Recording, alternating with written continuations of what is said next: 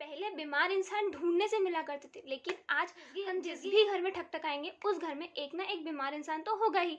मतलब आज से अगर 50 साल पहले चले जाए तो उस समय इन्फेक्टिशियस डिसीजेज जो है वो थोड़ी सी ज़्यादा फैल रही थी। मतलब निमोनिया हो गया, मलेरिया हो गया, ये बहुत ज़्यादा फैला करता था उस समय। लेकिन फिर वैक्सीन आ गई, दवाइयाँ आ गई तो हम उससे बच गए। लेकिन आज 21st सेंचुरी में जो सबसे ज़्यादा बीमारियाँ फैल रही है वो डिसीजेज है क्रोनिक डिसीजेस। मतलब heart attack, diabetes, Alzheimer, Parkinson diseases. ये इतनी ज़्यादा क्यों बढ़ गई? कैंसर, स्किन डिसीजेस, ये सारी डिसीजेस बहुत ज़्यादा बढ़ चुकी है 21st सेंचुरी में। लेकिन आपको इसका रीज़न पता है? Welcome back to health with miracle berry. मैं शुभांगी और आज मैं आपको क्रोनिक डिजनरेटिव डिसीजेस के बारे में बताने वाली हूँ कि ये होते कैसे हैं और हम अपने आप को क्रोनिक डिजनरेटिव डिसीजेस से कैसे प्रोटेक्ट कर सकते हैं। अब क्रोनिक डिजनरेटिव डिसीजेस जो है वो फैलती है और जनरेट होती है हमारी बॉडी के अंदर में एक बहुत ही हार्मफुल मॉलिक्यूल के वजह से, that is free radical. Free radicals जो है वो हमारी बॉडी के अंदर में जनरेट होते हैं, उसकी वजह से क्रोनिक डिजनरेटिव डिसीजेस जो है वो बहुत ज़्यादा बढ़ चुकी है। अब फ्री रेडिकल मतलब क्या? ये तो हम सभी जानते हैं कि जब हमारी बॉडी को काम करना होता है या कुछ भी चीज़ करनी होती है तो उसके लिए एनर्जी रिक्वायर्ड होती है। और हमारी बॉडी के अंदर में एनर्जी जो है क्रिएट करने का काम करता है माइटोकॉन्ड्रिया, जिसको हम बोलते हैं power house of the cell. जब माइटोकॉन्ड्रिया में एनर्जी जनरेट करने, दैट इज एटीपी, जब जनरेट करने का काम करते हैं तो उस समय बहुत सारे ऑक्सीजन के मॉलिक्यूल्स जो है वो रिक्वायर्ड होते हैं। और ऑक्सीजन जो है वो वाटर में कन्वर्ट होता है। जब ऑक्सीजन वाटर में कन्वर्ट होता है तो उस समय 4 इलेक्ट्रॉन्स की ज़रूरत होती है। 98% टाइम ये प्रोसेस जो है वो आराम से हो जाती है। लेकिन 2% टाइम ये जो प्रोसेस है इसमें प्रॉब्लम क्रिएट हो जाती है, जिसकी वजह से ऑक्सीजन के फ्री रेडिकल्स जो है वो जनरेट हो जाते हैं। ऑक्सीजन के फ्री रेडिकल्स का मतलब होता है अनपेयर्ड इलेक्ट्रॉन होना। ऑक्सीजन के मॉलिक्यूल में अगर एक या एक से ज़्यादा अनपेयर्ड इलेक्ट्रॉन होता है तो उसको बोलते हैं फ्री रेडिकल। और फ्री रेडिकल के वजह से ही हमारे बॉडी के अंदर में बहुत सारी क्रोनिक डिजनरेटिव डिसीजेस जो है वो क्रिएट हो जाती है। अब जिस भी बॉडी पार्ट में फ्री रेडिकल्स जमा होंगे उस बॉडी पार्ट में हमें क्रोनिक डिसीजेस जो होगी। अगर ब्रेन में फ्री रेडिकल्स जमा हो रहे हैं तो हमें अल्जाइमर, पार्किंसन डिसीज होने के चांसेस है। अगर लंग्स में हो रहा है तो हमें लंग प्रॉब्लम जैसे कि अस्थमा होने के चांसेस है। ब्लड्स में हो रहा है तो ब्लड कैंसर होने के हमें चांसेस होते हैं। वैसे ही जिस भी बॉडी पार्ट में फ्री रेडिकल्स जमा होते जाते हैं बहुत ज़्यादा मात्रा में, उस जगह पे हमें क्रोनिक डिसीजेस होने के बहुत ज़्यादा चांसेस होते हैं। फ्री रेडिकल से होने वाले इफेक्ट को ऑक्सीडेटिव स्ट्रेस भी कहते हैं। जब ऑक्सीजन के मॉलिक्यूल में एक या एक से ज़्यादा अनपेयर्ड इलेक्ट्रॉन्स होते हैं तो वो बहुत ज़्यादा अनस्टेबल होता है। तो वो अपने आप को स्टेबल करने के लिए दूसरे नॉर्मल सेल्स जो होते हैं हमारी बॉडी के, उसमें से एक एक इलेक्ट्रॉन जो है वो लेना चालू कर देता है अपने आप को स्टेबल करने के लिए। और ये चेंज जो है वो कंटिन्यूसली चलती रहती है और इसके वजह से ही क्रोनिक डिजनरेटिव डिसीजेज जो है वो होती है। जनरली आपने फ्री रेडिकल्स के इफेक्ट जो है वो एप्पल पे देखा होगा। जैसे कि एप्पल अगर हम काट के थोड़ी देर के लिए रख देते हैं तो एप्पल जो है वो काला हो जाता है। सेम वैसे ही आलू के साथ होता है, सेम वैसे ही बनाना के साथ में होता है, बहुत सारे फ्रूट्स के साथ होता है कि अगर हम उन्हें काट के थोड़ी देर के लिए बाहर रख देते हैं तो वो काले हो जाते हैं। अब ये काला क्यों होता है? Just because of free radicals की वजह से। सेम वैसे ही हमारे जो लोहे की चीज़ें होती है हमारे घर में वो भी जंग खाना शुरू हो जाती है। सेम वही प्रोसेस हमारी बॉडी के अंदर में होता है। जैसे जैसे लोहे के ऊपर फ्री रेडिकल्स जमा होना चालू हो जाते हैं तो लोहा जो है वो गलना शुरू हो जाता है, सड़ना शुरू हो जाता है। सेम वैसे ही हमारी बॉडी के अंदर में फ्री रेडिकल्स जब जमा होना शुरू हो जाते हैं तो हमारी बॉडी भी अंदर से ही गलना शुरू हो जाती है और हमारी बॉडी के अंदर बहुत सारी डिसीजेस जो है वो जन्म लेना शुरू हो जाती है। लेकिन हमारी जो ये बॉडी है वो इस तरीके से भगवान ने डिज़ाइन की है कि हम अपने आप को इन फ्री रेडिकल से ऑटोमेटिकली प्रोटेक्ट कर सकते हैं with the help of antioxidants. हमारी बॉडी कुछ एंटीऑक्सीडेंट्स जो है वो खुद जनरेट करती है जिससे कि ये फ्री रेडिकल्स से वो हमें बचाती है। एंटीऑक्सीडेंट्स होते क्या है? एंटीऑक्सीडेंट्स वो मॉलिक्यूल्स होते हैं जो अपने इलेक्ट्रॉन्स फ्री रेडिकल्स को देते हैं ताकि वो न्यूट्रलाइज हो जाए और वो अपना इफेक्ट हमारी बॉडी पे ना करे। अब कॉमन एंटीऑक्सीडेंट्स कौन से होते हैं? कॉमन एंटीऑक्सीडेंट्स है vitamin C, vitamin A, vitamin E, beta carotene. ये कॉमन एंटीऑक्सीडेंट्स है जो हमारी बॉडी को सख्त से सख्त ज़रूरत होती है इन एंटीऑक्सीडेंट्स की, जो हमारी बॉडी में से फ्री रेडिकल्स को रिमूव करने का काम करते हैं। आपको बता दूं, हमारी बॉडी के अंदर में कंटिन्यूसली एक वॉर चलती रहती है द एनिमीज एंड एलिज के बीच में। जो द एनिमीज है वो होते हैं फ्री रेडिकल और द एलिज जो है वो होते हैं एंटीऑक्सीडेंट्स। एंटीऑक्सीडेंट्स जो है वो फ्रंट लाइन वॉरियर्स होते हैं। फ्रंट लाइन वॉरियर्स के साथ साथ हमारी बॉडी में इस लड़ाई में बिहाइंड द लाइन वॉरियर्स भी होते हैं कुछ, जो एंटीऑक्सीडेंट्स के साथ में लड़ते हैं और इन फ्री रेडिकल्स को रिमूव करने का काम करते हैं।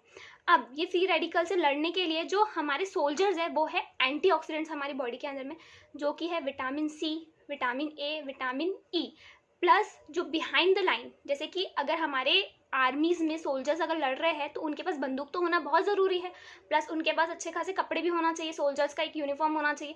सेम वैसे ही हमारे एंटीऑक्सीडेंट्स के लिए भी ये सारी चीज़ें बहुत ज़्यादा ज़रूरी है, जैसे कि न्यूट्रिएंट्स हो गए, आयरन हो गया, कॉपर हो गया, ये बहुत ज़्यादा ज़रूरी है। Plus B complex, B1, B2, B3, B12, ये बहुत ज़्यादा इंपॉर्टेंट है। ये बिहाइंड द लाइन वॉरियर्स होते हैं जो एंटीऑक्सीडेंट्स के साथ मिलकर इन फ्री रेडिकल्स के साथ लड़ते हैं और हमारी बॉडी को प्रोटेक्ट करने का काम करते हैं। अब फ्री रेडिकल्स जनरेट कैसे होते हैं हमारी बॉडी के अंदर में? हमारी बॉडी के अंदर में फ्री रेडिकल्स बहुत सारे मीन्स से जनरेट होते हैं। सबसे पहला आता है उसमें बहुत ज़्यादा एक्सरसाइज करना, जैसे कि जो एथलीट्स बहुत ज़्यादा एक्सरसाइज करते हैं या नॉर्मल पर्सन जो एक्सेसिव एक्सरसाइज कर रहा है तो उसके अंदर में भी फ्री रेडिकल्स जो है वो बहुत ज़्यादा जनरेट हो जाते हैं। Second, smoking. स्मोकिंग के वजह से बहुत ज़्यादा मात्रा में फ्री रेडिकल्स जो है वो जनरेट होते हैं, और स्मोकिंग के वजह से सिर्फ उसी इंसान को फ़र्क नहीं पड़ता जो स्मोकर है, स्मोकिंग के वजह से उसके सराउंडिंग में जो लोग हैं उन लोगों को सबसे ज़्यादा अफेक्ट पड़ता है, जिनको बोलते हैं secondary smokers.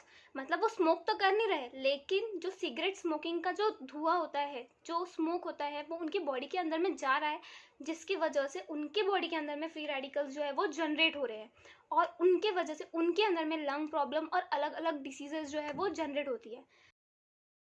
Excessive stress, tension, इसके वजह से भी हमारी बॉडी के अंदर में बहुत ज़्यादा फ्री रेडिकल्स जो है वो जनरेट होते हैं। आजकल हर चीज़ का टेंशन है, हमें पढ़ाई का टेंशन है, बिजनेस का टेंशन, वर्क का टेंशन, अलग अलग चीज़ों का टेंशन है, घर का टेंशन, बाहर का टेंशन। इस टेंशन, इस स्ट्रेस की वजह से भी हमारी बॉडी के अंदर में बहुत ज़्यादा फ्री रेडिकल्स जो है वो जनरेट होता है। अगर हम किसी भी चीज़ का स्ट्रेस लेते हैं तो कुछ दिनों के बाद हमें मतलब बहुत ज़्यादा वीकनेस से भी फील होना शुरू हो जाती है और हम ऑटोमेटिकली बीमार हो जाते हैं। इसका मेन रीज़न है स्ट्रेस की वजह से फ्री रेडिकल्स जो जनरेट होते हैं वो। एयर पॉल्यूशन, एयर पॉल्यूशन की वजह से भी बहुत ज़्यादा फ्री रेडिकल्स हमारे बॉडी में जनरेट होते हैं। आजकल एयर में lead, nitrogen dioxide, sulphur dioxide, carbon dioxide, carbon monoxide, ऐसे बहुत सारे केमिकल्स जो है वो एटमॉस्फेयर में है, जिसकी वजह से भी हमारी बॉडी के अंदर में बहुत सारे फ्री रेडिकल्स जो है वो जनरेट होते हैं। इसकी वजह से अस्थमा और बहुत सारी डिसीजेज जो है वो जनरेट होती है हमारी बॉडी के अंदर में। फिर pollution of water and food, खाने और पानी में भी आजकल बहुत ज़्यादा पॉल्यूशन है। आजकल जो हम पानी पीते हैं वो पूरा का पूरा कंटामिनेटेड होता है, उसके अंदर में ही बहुत सारे केमिकल्स जो है वो मिले हुए होते हैं, और उसके वजह से भी हमारी बॉडी को बहुत ज़्यादा नुकसान होता है। प्लस जो हम फूड खाते हैं, हम जो भी खाना खा रहे हैं उसमें बहुत सारे हर्बिसाइड, पेस्टिसाइड्स, इंसेक्टिसाइड्स जो है वो मिले हुए होते हैं, और जब हम वो खाना अपनी बॉडी के अंदर में डालते हैं तो उसकी वजह से और ज़्यादा फ्री रेडिकल्स जो है वो जनरेट हो जाते हैं हमारी बॉडी के अंदर में। तो मतलब फूड और वाटर के वजह से भी बहुत ज़्यादा फ्री रेडिकल्स जो है वो जनरेट हो रहे हैं हमारी बॉडी के अंदर। यूवी रेडिएशंस, यूवी रेडिएशंस की वजह से भी बहुत सारे फ्री रेडिकल्स जो है वो जनरेट होते हैं। UVA, UVB, इनके वजह से बहुत सारे फ्री रेडिकल्स जनरेट होते हैं, और स्किन कैंसर के चांसेस जो है वो बहुत ज़्यादा बढ़ चुके हैं। इसीलिए अगर हम सनस्क्रीन यूज़ कर रहे हैं तो वो SPF 30 या उससे ज़्यादा के होने चाहिए, ताकि हम हमारी स्किन को प्रोटेक्ट कर सकें इन यूवी रेडिएशन से, और इन यूवी रेडिएशंस के वजह से हमारी बॉडी के अंदर में जो फ्री रेडिकल्स जनरेट होते हैं उनसे अपने आप को प्रोटेक्ट कर सकें। उसके बाद जो दवाइयाँ हम खाते हैं, बहुत सारी दवाइयों के वजह से, बहुत सारी क्या, लगभग सभी दवाइयों के वजह से फ्री रेडिकल्स जो है वो जनरेट होते हैं। हम चाहे सर दर्द की दवाई खा लें, सर्दी खांसी, छोटी सी कोई भी बीमारी की अगर हम दवाई खाते हैं तो उसके वजह से हमारी बॉडी में फ्री रेडिकल्स जो है वो जनरेट होते हैं। कोई भी चीज़ अगर हम बाहर से अपनी बॉडी के अंदर में डाल रहे हैं तो वो हमारी बॉडी के लिए फॉरिजन पार्टिकल होता है, और उसको एब्जॉर्ब करना हमारी बॉडी के लिए थोड़ा बहुत डिफ़िकल्ट होता है। और जब भी हम कोई दवाई खाते हैं तो सेम वही चीज़ हमारी बॉडी के अंदर होती है कि उसको एब्जॉर्ब करने के लिए हमारी बॉडी में थोड़ा सा प्रॉब्लम क्रिएट होता है। तो जब भी हम दवाई खाते हैं तो उसके वजह से बहुत ज़्यादा मात्रा में फ्री रेडिकल्स जो है वो जनरेट होते हैं। भले ही वो आपकी एक डिसीज़ के लिए हेल्प करे, लेकिन साथ ही साथ वो आपको दूसरी डिसीज़ क्रिएट करने में हेल्प कर रहे हैं। मतलब अगर आप एक डिसीज़ के लिए कोई दवाई खा रहे हो तो ऑटोमेटिकली आप दूसरी डिसीज़ के लिए अपनी बॉडी के अंदर में और ज़्यादा फ्री रेडिकल्स जो है वो जनरेट कर रहे हैं। मेनली दवाइयों की वजह से लीवर को बहुत ज़्यादा फ़र्क पड़ता है। लीवर, किडनी, इनके अंदर में बहुत ज़्यादा फ्री रेडिकल्स जो है वो जमा हो जाते हैं। अगर हम सर दर्द की दवाई खाते हैं, जैसे कि क्रोसिन हो गया या कोई भी दवाई अगर हम खाते हैं, तो उसके वजह से किडनी, लीवर में बहुत ज़्यादा फ्री रेडिकल्स जो है वो जमा हो जाते हैं, और इसकी वजह से आने वाले समय में किडनी स्टोन या किडनी की बहुत सारी बीमारियां होने के चांसेस होते हैं। फ्री रेडिकल्स के बारे में तो मैंने आपको बता दिया, लेकिन अब हम अपनी बॉडी को इन फ्री रेडिकल से बचा नहीं सकते। हम बस एक काम कर सकते हैं कि हम अपनी बॉडी को इन फ्री रेडिकल्स के साथ बैलेंस कर दें, मतलब न्यूट्रलाइज कर दें with the help of antioxidants. हम हमारी बॉडी के अंदर में इतने ज़्यादा एंटीऑक्सीडेंट्स डालें कि ये जो फ्री रेडिकल्स जो जनरेट हो रहे हैं एक्सेसिव रोज़मर्रा की ज़िंदगी में, हमारी लाइफ में, उनको हम न्यूट्रलाइज कर लें और हम अपनी बॉडी को हेल्दी रख सकें। एंटीऑक्सीडेंट्स जैसे कि vitamin A, vitamin C, vitamin E, beta carotene, vitamin B complex, ये बहुत ही ज़्यादा इम्पॉर्टेंट है हमारी बॉडी के लिए। और हमें जो हम फ्रूट्स खाते हैं या हम जो भी सप्लीमेंट ले रहे हैं, उसके अंदर में एंटीऑक्सीडेंट्स का होना बहुत ज़्यादा ज़रूरी है। अगर हम एंटीऑक्सीडेंट्स लेते हैं या हमारी बॉडी को एंटीऑक्सीडेंट्स देते हैं, तो हम इन फ्री रेडिकल को न्यूट्रलाइज कर देंगे और हम हमारी बॉडी को इन क्रोनिक डिसीजेज से बचा सकते हैं। भले ही आज आपको कोई क्रोनिक डिसीज़ ना हो, लेकिन आने वाले समय में कोई ना कोई क्रोनिक डिजनरेटिव डिसीज़ जो है वो आपको हो सकती है, क्योंकि हमारी लाइफस्टाइल में फ्री रेडिकल्स जो है वो बहुत ज़्यादा मात्रा में जनरेट हो रहे हैं। इसीलिए अगर आज से ही हम हमारी बॉडी को एंटीऑक्सीडेंट्स देना शुरू कर देंगे, तो हम हमारी बॉडी को इन फ्री रेडिकल्स के हार्मफुल इफेक्ट से बचा सकते हैं। आई होप कि मेरा आज का वीडियो जो फ्री रेडिकल्स के ऊपर में था वो आपको अच्छा लगा होगा। अगर मेरा वीडियो आपको अच्छा लगा तो लाइक, शेयर एंड कमेंट करना ना भूलें, और जल्दी से मेरे चैनल को सब्सक्राइब कर लें।